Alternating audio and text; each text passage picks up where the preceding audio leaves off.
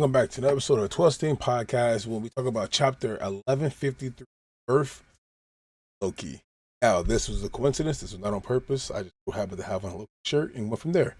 But the birth of Loki, we start off right now with the chapter cover art of Yamato being greeted as she ran into the harvest of volume 37. The diamond of the Ringo is Kiku. So Kiku and Boss Ochi, of course, live doing a thing, his thing, and greeting, of course, Yamato as Yamato welcomes welcome to the village. But we go back to the very beginning of time where we talk about a young prince, the Prince Harold, that Prince Harold of Elbaf, who lived out a life of his childhood, of course, alongside his two best friends, Dory and Bragi. Dory, Bragi, and of course, Prince Harold, King Harold, as you know him now in the current, were all childhood best friends, or the friends who went out together to, of course, take on the ventures of just running amok and terror throughout everything. Now, as we get there, they're inside the seas. They're talking about things. They're running through everything, in the seas of the actual world, not the kingdom of Elbaf. Out there on the line, going through things. See that there's a blunt kingdom out there, new world. Come one, come all. See this giant as she growls, somebody says. And of course, they're looking on from afar, and trying to see what's happening. They turned the giant into a sick sideshow. They've got some nerves. And of course, that pisses Harold off. Harold, Dory, Bragi, and the rest of the giant crew all set sail towards that island. Of course, step away from her as her cage is there. If you don't want to be hurt, please get back, get back. And everybody, some people are laughing, some people are running and screaming, some people are crying out for help.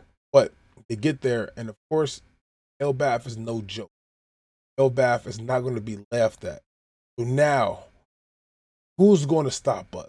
They go inside there, they run terror throughout the city, and they capture this young lady who giant that was of course back there.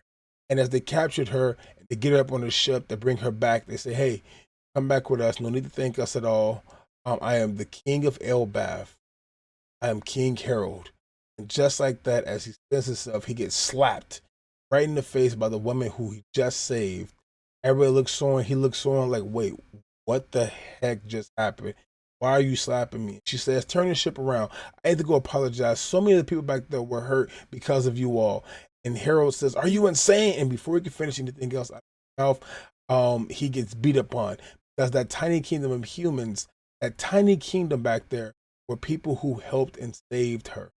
Young lady name is Ida. Ida is there because she was given a job, saved a bandit and shipwrecked, and but brought her in to the Carnies, of course. Having her in as a Carney made her a part of the family.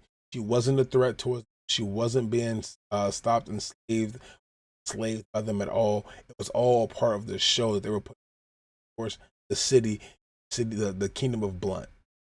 Now, go back there, and Ida is thanking all of them. She's helping them out. Now the king himself and of course the crew are all out there and helping rebuild the city that they just destroyed, because they see that from their perspectives, they didn't know. But King Harold puts his head down and bows his head in there and says, I apologize for everything. As Ida looks on, she's telling them all different things. They get everything back together. They have a party, a great time. They're all dancing, of course, doing, of course, the Sun God Nika dance. Everybody is having this great time. Now she starts talking a little bit more as they leave the country about how she was born inside the South Blue Island and was brought there, and her whole life turned. She crossed the Serpent of Blood. Y'all know it called the Red Line, and she couldn't find her way back home. So, of course, King Harold, being the man that he is, simply tells her, "Why don't you come back home with us? Come home with us. Come back to Elbaf. We'll show you the way. Not all barbaric at all, and it was a mistake. And I too want to atone for the I have made. I apologize for well." So they're all getting set the head back now, looking on, and of course Dory, Bragi, and the rest of the crew are looking. kind of creepy. King Harold's changed. King Harold has changed. Now, 105 years ago, current parenting that we're currently at right now, are seeing more and more and more comes up. For the countless crimes I wish to atone, what I've gotten out of this is King Harold is now a changed man. And him being a changed man, he's trying to do his best to now create ties with different nations that's out there at the world.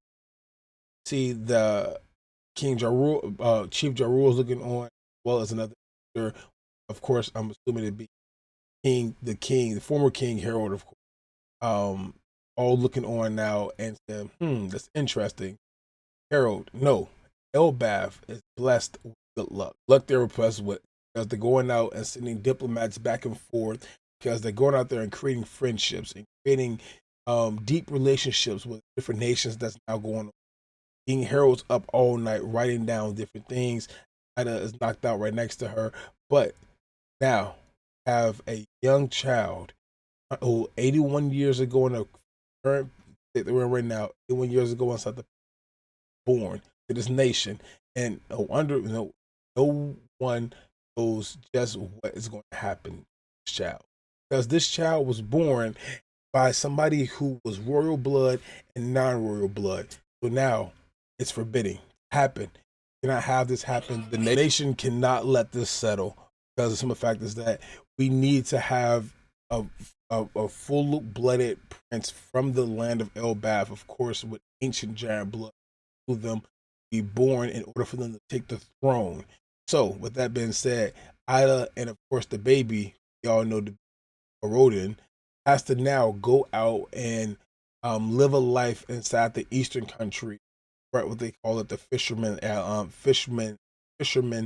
land. And she's welcomed in, of course. Her Rodin's welcome in, having a true time growing up. People love her to death, but they understand that the culture of Elbath means that it has to be set in stone, full blooded. So in comes Estrid. Estrid, of course, brings inside her, she has pure ancient giant blood inside her, rolling through. She's fit to be a queen.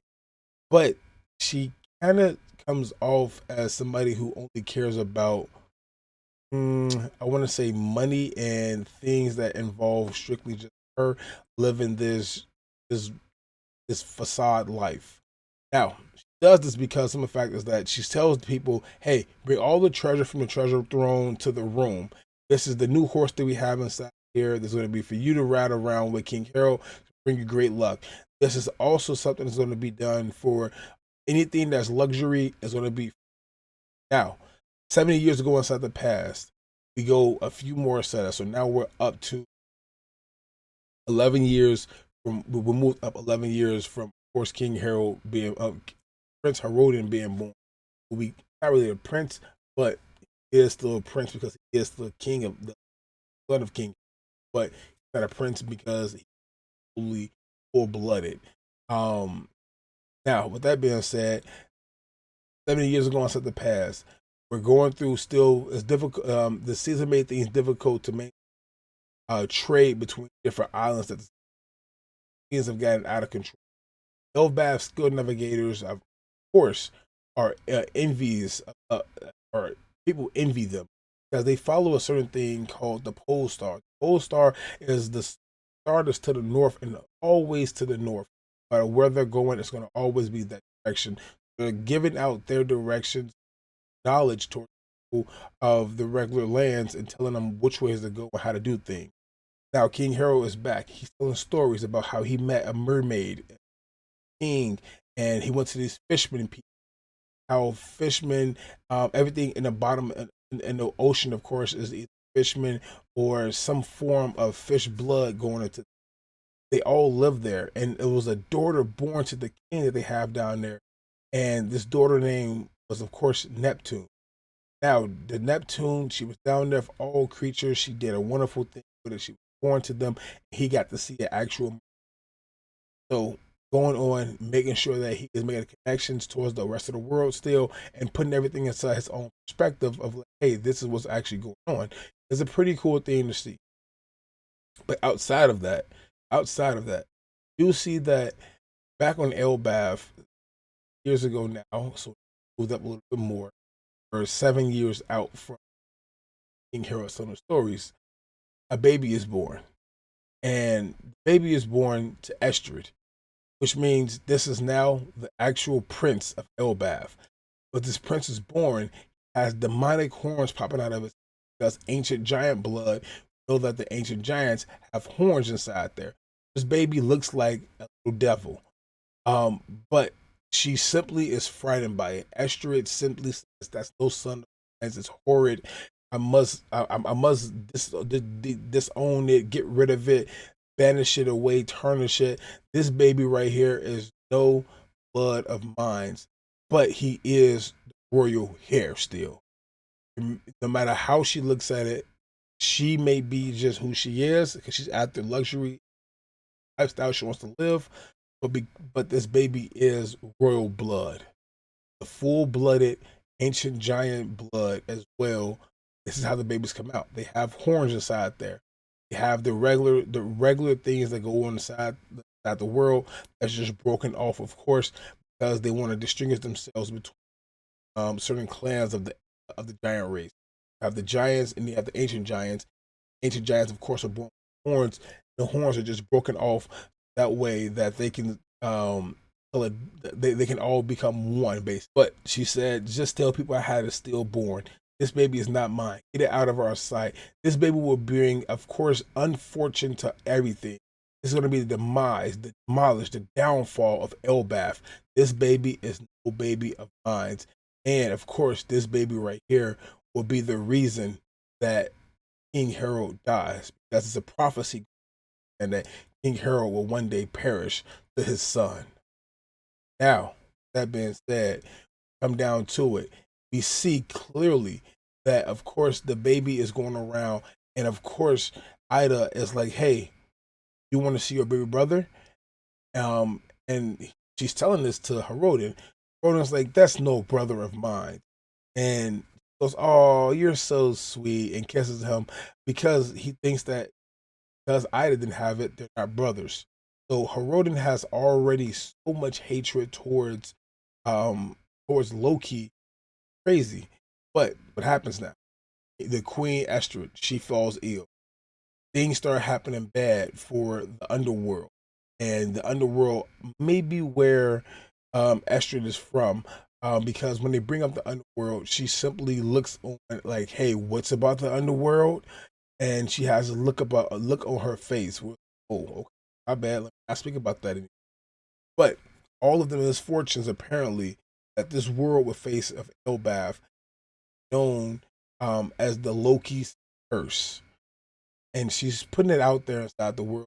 Loki would be the one who brings down the demise of course, Elbaf, which obviously he's not the reason why things are going to go south, but him being born, her disowning him, the hatred she has towards, of course, Loki being born, is something that we can all look at as like, all right, this may have something to do with something, but not a whole lot of it.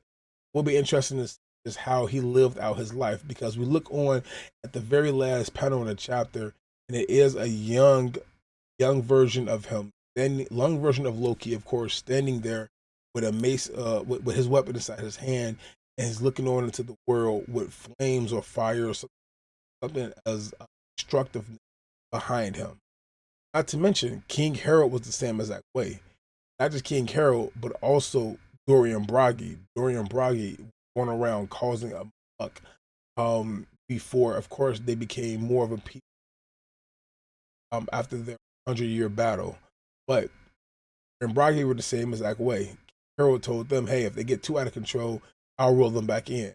But they they were ancient giants, and these giants in general, um, part of this crew, were misfits. So you can't really be mad at that, but you got to see it from that point of view. If things will change, King Harold changed, of course. So why can't Loki? Hopefully, when we go back to the mainland, go back to the main chapter, of course, about a little bit more of just how Loki became who he is today, especially because he was influenced by probably Rocksteady's effect. So I'm hoping we get to see what happens up with that too. But this is 11:53 coming to the end. This is 12. telling you all to make sure you like button. Please drop a comment down below. Subscribe to the channel so you get notified every single time I drop something or 16 drop something. And of course, rock it with us. 12, signing off, and see you next time.